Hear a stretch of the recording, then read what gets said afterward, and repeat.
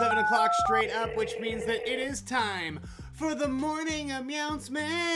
I am your host, Nightcat. This is the kitsch-minded morning show to help you get ready for the day. I'm so happy that you're here. We've got an awesome show. We're going to dive into the Morning Mews to get you caught up on some pop culture headlines. And then we're going to dive into the Book of Unusual Knowledge. But before we get into any of that, it is a new month. It is April 1st. Welcome to April. We did it. I just feel like I tried to think of a good prank to pull on you during the stream. And I thought about it a lot. And I just realized that the world has been pulling a prank on all of us for at least a year. Some of us it's been pulling pranks on for much longer. But for all of us, the world has been pulling pranks on us for at least a year. I didn't feel like it was right to do that to you. But, that being said, oh, there it is. This is my old notebook. Here, it's a very gorgeous Hogwarts notebook. When you see me, I'm usually carrying some sort of notebook around. I take constant notes all the time. This is how I plan the show. I take notes about news stories. I come up with ideas for new bits. All the stuff that goes into Nightcat gets thrown first through these notebooks. And yesterday happened to be the last day of March, and it also happened to be the day that I filled up all of the pages in this notebook, which means it has to get stuck in the archive. And I'd like to introduce you to the notebook. It's a new month. It's a new notebook. It's a new me, honey. Boo! Oh, I love it. I love the little tabs. I love how they are the gals. Right up here, we've got Dorothy. That's Rose. That's Sophia and Blanche. And then each of them, the tabs, also has a quote. Go to sleep, sweetheart. Pray for brains. I love her. Oh, so good. Anyway, so if you're ever wondering what I'm always referencing while I tell you stories, it's this notebook here on the table. And the old Harry Potter one is out. We got a brand new one. It's full of interesting stuff already. Welcome to the age of the Golden Girls. The Golden Age is what we're going to call April of 2021. All right. I think I've done enough talking your ear off. I think it's time for the Morning Mews. The Morning Mews is the part of the show where I go through some top pop culture headlines so that you don't feel left behind when you get to work and school. I'm going to get you all caught up, honey. And let's start by talking about Rebel Wilson, who is by far one of my most favorite people. And it's hard for me to even fathom the idea of the movie Bridesmaids without Rebel Wilson in it. Especially that scene with her Mexican drinking worm tattoo. You know what I mean? I can't separate in my mind that movie with Rebel Wilson. They're one. Like, that's the thing that I knew her from first. Well, apparently, she was never supposed to be in Bridesmaids. A couple days ago, she was doing an interview with SiriusXM's The Jess Cagle Show. And she talked about how she auditioned for Melissa McCarthy's part in Bridesmaids, Megan. And she did not get Megan, but they were like, it came down to you two. It was so close. We think either one of you would have been an excellent choice, would have done a great job. So we want to write something for you. And they specifically wrote the part of the weird roommate's weird roommate's weird sister. I was like, which word do I put weird in front of? Both. All the words. The weird roommate's weird sister. They wrote that part specifically for Rebel Wilson because they loved her audition for Megan so much. Isn't that beautiful? So don't forget, I think that's a great lesson for all of us. One, get a reputable tattoo artist. Don't just hop into a van in the park or a van in the desert like some of us. But also, I think it goes to show that sometimes you are going to miss out on opportunities. You're not going to get chosen. You're not going to get picked for certain things. But that doesn't necessarily mean that you did badly or that you were a bad choice. All right? That just means that it wasn't your part. But there's going to be a part out there for you. And I'm not talking just like actors. I mean in general. Like just something to keep in mind to help keep the darkness from settling in. Ugh. Ugh. Anyway, we're remaining positive. Moving on. A couple of days ago, I told you the story. There's been like a string of stalkers and robberies and burglars hitting celebrities in Southern California. It's just been like the spree of things happening. I don't think they're connected. I think it's all just sort of happening. Lady Gaga's dog walker got shot. Her dogs got kidnapped. Shawn Mendes, Camila Cabello got broken into. And I told you the story about how Kendall Jenner recently had a stalker who broke onto the property, banged on the windows at 2 a.m. Kendall, I'm here. Kendall, come out, say hi. And then tried to get naked and get into her pool. And then there was also the guy who could be released from a mental therapy hold, a mental health hold, a psych evaluation hold, I think is what they call it, any day now, who has said that his goal is to find Kendall Jenner, take her out. Oh, I shouldn't take down the Mexican drinking worm. His goal was to find Kendall Jenner, take her out, and then take himself out as well. And again, he is currently on a psychiatric hold, but that could be released at any moment. Like, you obviously can't hold someone unless they've already done something wrong. So, she has officially moved out of her house. She's like, that was it. I've had it. I'm so sick of this. I'm done. I don't know where she has moved to. I'm assuming probably not in the LA area, because I didn't know this. But back in 2017, she moved out of West Hollywood for the exact same reason. A string of stalkers and burglars and stuff kept hitting her house, and she felt unsafe and scared. So even though she's beefed up her security team, she is not staying at the house where she keeps getting broken into.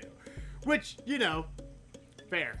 I get that. I also would not want to do that, Kendall Jenner. And there's not much I agree with the Kardashians about, so I'm glad we can find common ground here. And finally, a Washington State woman was devastated when her 19-pound cat went missing. So she's had this cat for a long time, loves this cat, it's like her best friend, and one day the cat up and vanishes. So she did the whole thing, she called neighbors, she knocked on doors, put up flyers, the whole gambit, right? And she was so devastated because nothing turned up, and it wasn't until 28 days later that she got any sort of update on the cat's whereabouts. I guess the house next door had been abandoned and no one was living in it when the cat went missing. Well, a new family moved in, and they say that for 5 days they could hear meowing coming from somewhere inside the house, somewhere inside the walls maybe. So they invited her in to take a look, and she starts calling the cat's name, and they were able to find the cat lodged in the chimney. So the cat had been in the chimney for at least 5 days, possibly longer. And they speculate that maybe the cat was just got into the house, had gotten in and out of the house a bunch of times and didn't have a problem with it. And this time, because she was 19 pounds, she was just a little too thick around the middle to get back out her regular escape route. So she got trapped in the house. They immediately freed her from the chimney, took her to the vet.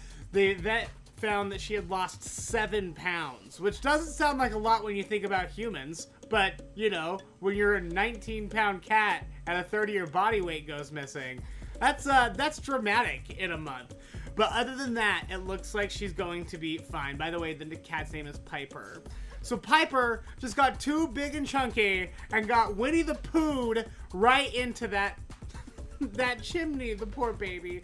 I'm just glad that she's doing okay and that she's back with her owners, but this is why my cats can't go outside anymore. Freddy used to be a real outside monster. He loved it out there. He used to go out, kill small animals, beat up the other cats, just regular degenerate behavior, and that has since stopped because he went out and he beat up the neighbor's cat, and the neighbor's cat's been outside hanging out and sunning on the porch for way longer than Freddy has been here. So I feel like that's her spot, and since he can't play nice with her, he's not allowed outside. Cats, I'll tell you. And that is the Morning Mews. Before we continue, I would like to quickly plug a couple of things. Thank you to everyone who has joined our Patreon. Patreon patrons, that's not right. There we go. Patreon. Patreon patrons are the reason we can keep doing this. We're the reason that the show stays on the air. This is a small monthly fee. You can pledge either $3 or $5. It's just debited directly from your account. I take that money, I reinvest it into the show, and, pay some of my bills and stuff with it. So if you would like to help keep Nightcat running big and strong and ready to roll, join the Patreon, patreon.com/nightcatshow. If you're looking for a good reason to join the Patreon, let me tell you, our true crime companion podcast episodes, Curiosity Killed Nightcat, Patreon patrons get those a whole week ahead of everyone else. So if you want access to those true crime episodes, tomorrow, episode 1 drops on Nightcat Radio for everyone, but episode 2 is dropping for the patrons. So if you would like to get in on that, patreon.com/nightcatshow. I would really appreciate it. And don't forget, True Crime walking tour tickets of downtown Salt Lake City are still available. I'm going to take you around to some of the coolest, most scariest buildings in Salt Lake City, tell you about the horrible things that happened there, and we'll stop for some drinks and some foods and some good times along the way. I went out and I actually measured it a couple days ago, did the whole walk, timed it out, looked for other points of interest. Oh, it's gonna be so fun. I found so much cool stuff we can talk about the whole time. It's gonna be awesome. So make sure you get in on that. Go down to the link tree in the description of this video. It's gonna say linktr.ee/JacksonWitt. Click on that link tree and then look for the True Crime walking tour of downtown Salt Lake City tickets. All right. I think it's time then for us to get into the book of unusual knowledge. Oh, by the way, I was about to adjust my glasses. I'm not wearing any. I have always just got my glasses at the eye doctor like a chump, like a dummy. I didn't realize that you could get let me tell you, usually I budget about $120 every other year to get new glasses. Okay? Because that's how much, allegedly, they cost at the eye doctor. Well, my roommate told me about Zenny's Optical online. I got 8 pairs of glasses for the same price that I pay normally for 1 pair of glasses. So get ready. I'm going to decorate this face for a while, and then I'll actually look scholarly. But the Book of Unusual Knowledge, if you aren't familiar with it, if you're not a regular Nightcat viewer, welcome aboard. The Book of Unusual Knowledge is basically a bathroom reader. It just contains lists of fun facts, articles, stuff you might not have known before. And this story is absolutely bonkers. This is from Canada. This is Canada's Cryptic Castaway. On September 8th of 1863, 2 fishermen in Sandy Cove, Nova Scotia, discovered an unusual treasure had washed ashore. A lone man in his 20s with newly amputated legs had been left there with a loaf of bread and a jug of water. Talk about nightmare fuel. I don't even know what I would do if I came. Just a random guy, no legs, only a loaf of bread. I'd be like, you seem to be going through a lot. I'm gonna let you deal with this. I'm gonna go find a different deserted island. Bye.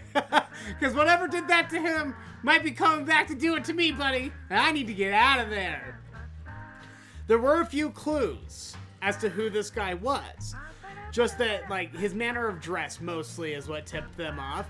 It led all of the local townspeople to believe that he was, an aristocrat, because he was dressed kind of fancy, albeit no legs, bottle of water situation.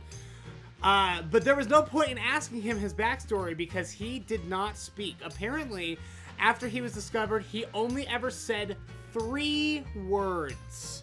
The first word was Jerome, which is what everyone started calling him, which is very funny because that's the name of the alien over there. Jerome the alien. Jerome the legless mute.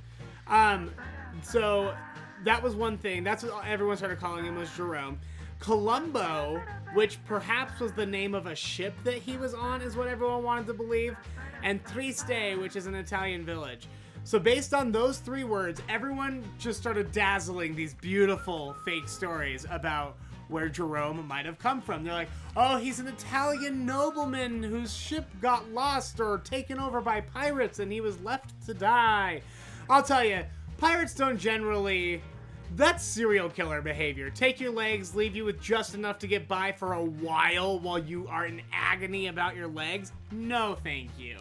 That's not pirates' MO. Pirates will just throw you right off the boat, call it a day. They got, I don't know, salty dogs and decks to scrub. I have no idea. They have their own thing going on. This is serial killer behavior. This is bad news. In 1870, the town rallied together and paid, there was a family in town called the Comeau. The whole town rallied together and told the Comeau family that they would pay them $140 a year to take him in and take care of him. Which sounds great, right? Because finally, like, so this guy's getting a break. Someone's gonna take him in, make sure he's fed, make sure he's taken care of. On Sundays after Mass, locals would stop by and pay a few cents to look at the maimed mute. Oh yeah. So the Comeaus, not only were they bringing in money from the town, they were also opening up a little side freak show. Like, hey, come look at this guy. He don't talk much, but he ain't got no legs, and he was found stranded on an island. The things people do for money, it's disgusting. Though he never spoke intelligibly, hearing certain words, very specifically the word pirate, would send him into a rage. It is also said that he was not a fan of the cold weather, so he spent his winters with the leg stumps shoved under a stove for warmth. So he used to, like, go out and, like, not talk, but, you know, be social, be in the mix. For the last 20 years of his life, apparently he was a real hermit, and he didn't want to go outside, he didn't want to go near the sun, anything like that. He just stayed with his stumps shoved under the oven. It's just so sad. I feel so bad for this guy. So there's a group of scholars who recently uncovered a story in New Brunswick about a man who was behaving erratically and couldn't, or just wouldn't speak, chose not to speak. So in order to get rid of him, they put him on a boat to New England, and they chopped off his legs. The man may have never made it to New England, but instead wound up on a beach at Sandy Cove. There was another theory that suggests that a man was found who was found in 1861 pinned under a fallen tree in New Brunswick. The tree fell, the legs froze, they took the legs. They sent him down the river for treatment somewhere else. They sent him back, and he just sort of got bounced from place to place until they think maybe he landed on the beach in Nova Scotia. So there are a couple guys that this could be, because apparently in the 1800s in Canada and America, we made it a habit of just chopping guys' legs off and sending them down the river on a boat. Just crazy.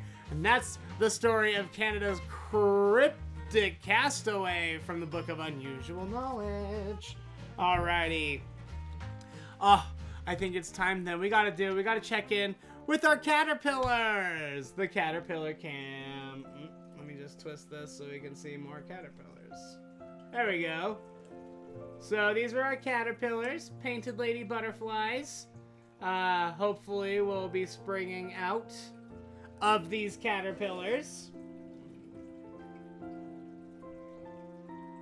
I know they don't look a whole lot bigger. It's hard to get them to show on camera, but I'm telling you, these things are at least twice the size they were when I first got them. They are big monsters, and right now they're kind of boring because they don't move around a whole lot.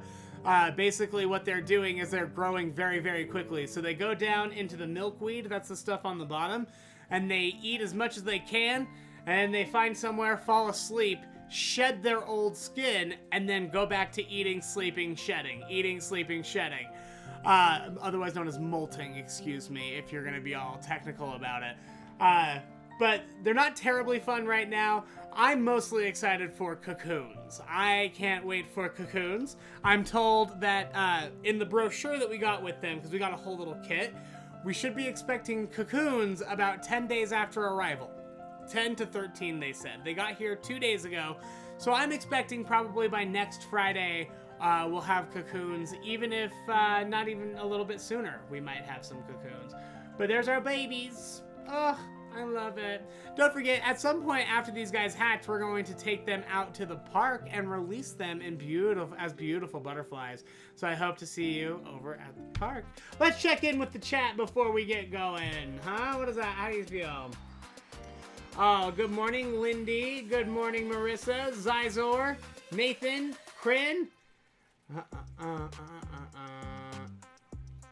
28 days later. So, Zizor, like I said, I don't know that the cat was stuck in the chimney for 28 days, but the cat was stuck in the chimney for at least 5 days. So I do think it might have been a zombie. I think this is a pet cemetery situation. I think she found her cat, buried him, and he came back to life, and she was just like, oh yeah, he was in the neighbor's chimney. Some things are left dead. Some things are better off dead, you know? Lissy, boo-hoo. Good morning, Lissy. Oh, I buy direct. Good to know, Katie. I haven't tried them before. I've never ordered glasses online because I have really bad astigmatism in both eyes, and they used to not sell cheap glasses to people like us because our frames apparently are different. I don't know. I'm not going to sit here and pretend I'm an optometrist, but I was just always told that it was going to be too hard and too expensive to make my glasses online every time I tried, so I never tried. But technology now is amazing. 8 pairs of glasses, $120. Absolutely bonkers.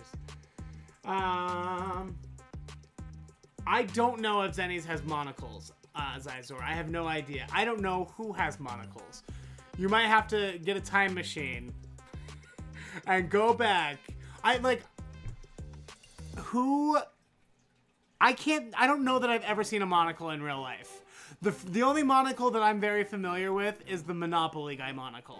I know that he has one, so maybe ask him. I don't know. If you actually find out where to get monocles, will you please message me? I'm curious now. Not that I need one. I'm bad in both eyes, but I'd like to know what a monocle could do for me, and if I need one, where I could get it.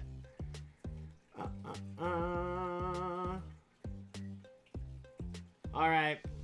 I love talking to you. Good morning. I love when you get into the chat and say hi. We did Caterpillar Camera, Book of Unusual Knowledge. We talked about the walking tours. We did Morning Mews. New notebook, new me, new month. Hey, tell me in the live chat or comment on this video what you're planning on doing this April to make it the best April ever. Because remember, last year was awful. We're doing better this year. We're all trying. So tell me the thing that you're doing to make it a little bit better. Number 2, it's all. Let me tell you here what's been going on here. Number 1, I get my second dose of vaccine in like a week and a half. So I'm gonna be ready to rumble again. I can't wait. I'm going crazy. Like, Rona has really like messed with me emotionally. I'm a very social person. I hate not being able to go out and see everyone.